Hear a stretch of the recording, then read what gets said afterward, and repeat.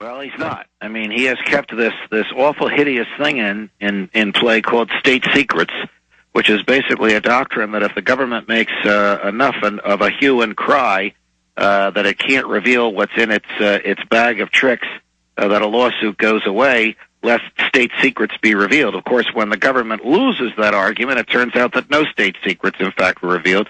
Barack Obama condemned this concept when he was Senator Obama and candidate Obama.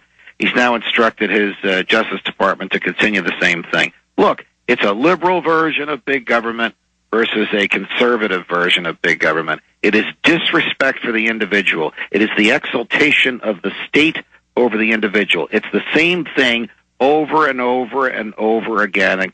Instead of corporate welfare, there's individual welfare. Instead of allowing the rich to get richer, it will try and pull down the rich in order to uplift the poor.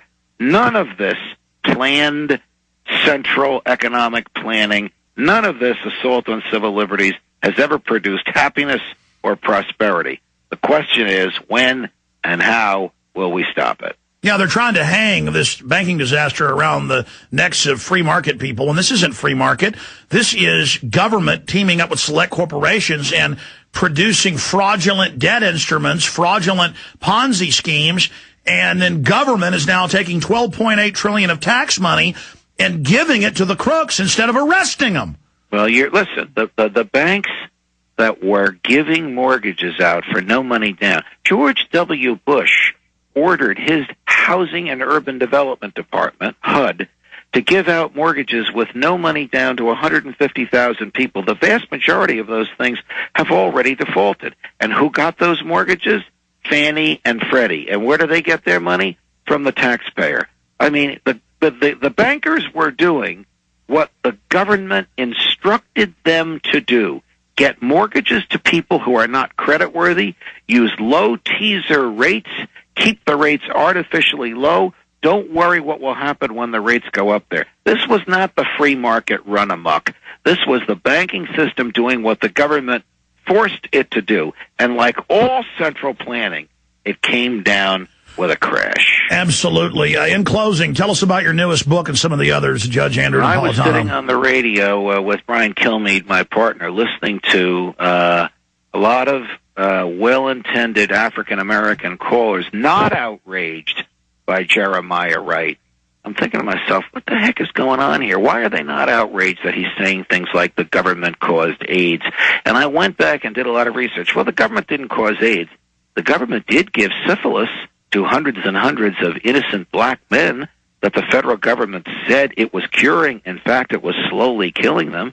It went on from the FDR administration until Richard Nixon learned about it, and he stopped. The government did suspend the free will of African Americans based on collectivism, based on race, based upon the notion that the government can enact whatever laws it wants. And I wanted to remind white people what blacks went through, because if the government can do this to a group of people based on race, it could do it to a group of people based on their ideas. And what happened to African Americans in 1860 and in 1960 could happen to you and me in 2010. Well, you're a great writer. I want to read. I've read some of your other books. I haven't read The Dred Scott's Revenge, but we've got it up on screen right now. Fire out some of the websites so folks can find out more. Thank you so much. What are some of the best websites to visit, though? I know there's quite a few you're associated with. Well, LouRockwell.com is very, very generous to me, and a lot of my things are published there. I'm also posted on FoxNews.com probably once or twice a week. If you go to FoxNews.com, Freedom Watch, or if you just plug in Freedom Watch on YouTube, you'll find hundreds and hundreds of websites that capture my show, Freedom Watch, and that spread it all over the place. Look, my show 2 weeks ago had 500,000 hits.